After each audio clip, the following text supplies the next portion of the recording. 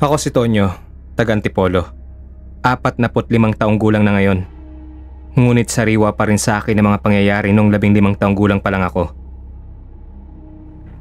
Nangyari ito noong Abril, 1974 sa isang lugar sa Binangonan. Habang nagbabakasyon ako sa bahay ng tita Hilda ko, panganay na kapatid ni nanay. Si nanay nasa Hong Kong bilang OFW. At dahil solong anak ako, kina tita Hilda muna ako tumira habang nasa Cebu si tatay para magtrabaho. May 2 palapag ang bahay at 3 silid sa itaas. Gawa ito sa kahoy at medyo may kalumaan na. Pinatuloy ako ni na tita sa guest room at tanaw ko mula sa bintana ang bakuran ng kapitbahay na puno ng makukulay na bulaklak at mga halaman. Kaya't masarap pagmasdan kahit gabi. Nasa katabing silid naman ang pinsan kong si Fernan. Mas matanda siya sa akin ng 2 taon. Isang araw, napansin ko ang isang magandang dalaga na dumaan sa harap ng bakuran habang nakatambay kami ni Fernan sa hardin. Maliit ang mukha niya, mahaba ang buhok na nakapusod at mainhin kumilos. Nakasuot siya ng damit na balot ang katawan. At dahil nahuli ako ni Fernan na nakatitig sa dalaga, sinabi nito na ang pangalan nito ay Ninita. Base sa itsura nito, sa tansya ko ay magkasing edad lamang kami. Dagdag pa ni Fernan, bagong kasambahay daw ito sa kabilang bahay. Galing pa raw ito sa Capiz at wala pang 1 linggo na mamasukan doon. Kaibigan ni Fernan ang anak ng amo ng dalaga, kaya nalaman niya kagad ang pangalan nito. Crush ni Fernan si Ninita at plano niyang ligawan ng dalaga. Mabilis talaga ang pinsan ko ngayon pagdating sa babae, kaya sinabi niya sa akin na huwag ako mga agaw. Bro code daw. Tumango na lang ako at hindi na lang kumibo para walang gulo.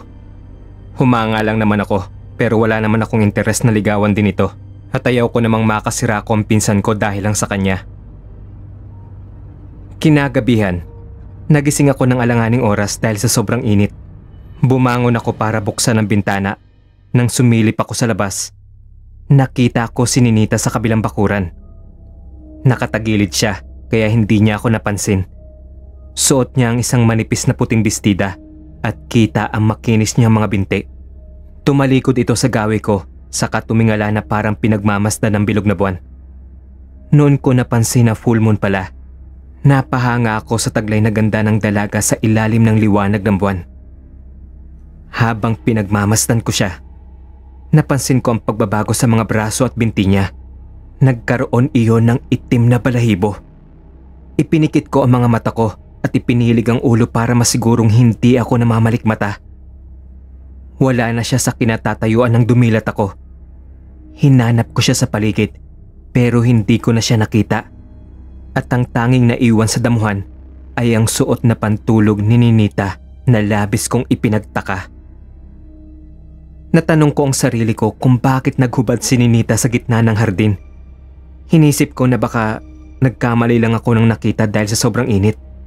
Hinayaan ko na lang yun at bumalik na lang ako sa pagtulog. Kinabukasan ay kwento ko kay Fernan ang nakita ko, pero tinawanan niya lang ako. Baka raw nananaginip pa ako, kaya kung ano-ano nakikita ko, kaya iniba ko na lang ang usapan. Nang sumunod na gabi, nagising ulit ako dahil sa sobrang maalinsangan. Bumangon ako para magpahangin sa bintana.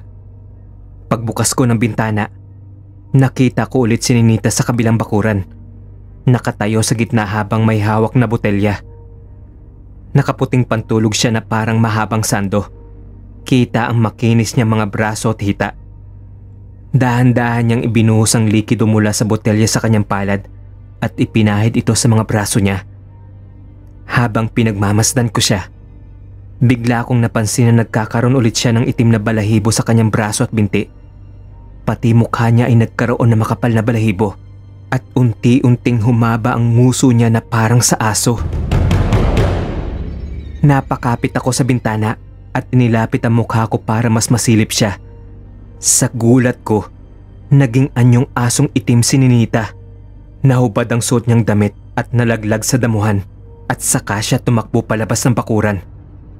Pakiramdam ko ay napako ang mga pako sa kinatatayuan habang iniisip kung ano ang nakita ko.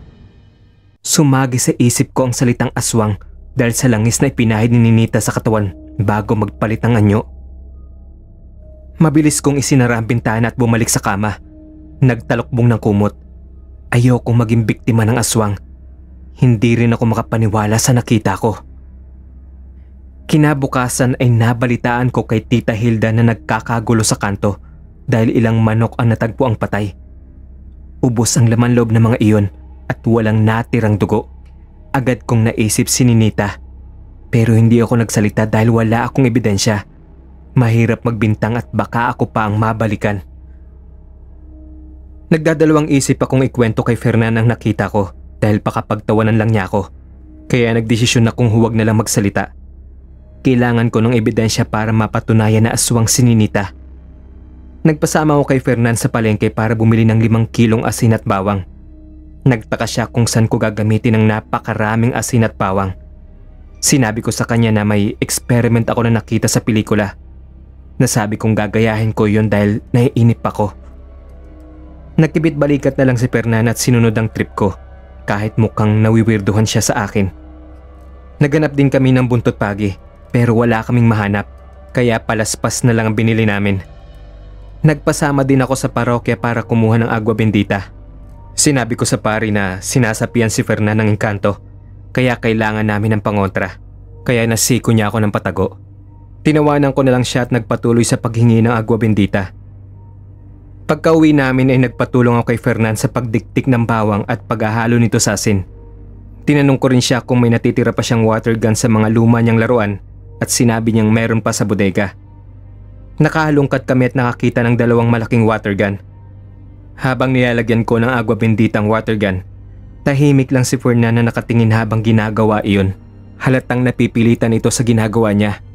Kung hindi lang ito nadala sa suhol ko, hindi niya ito gagawin.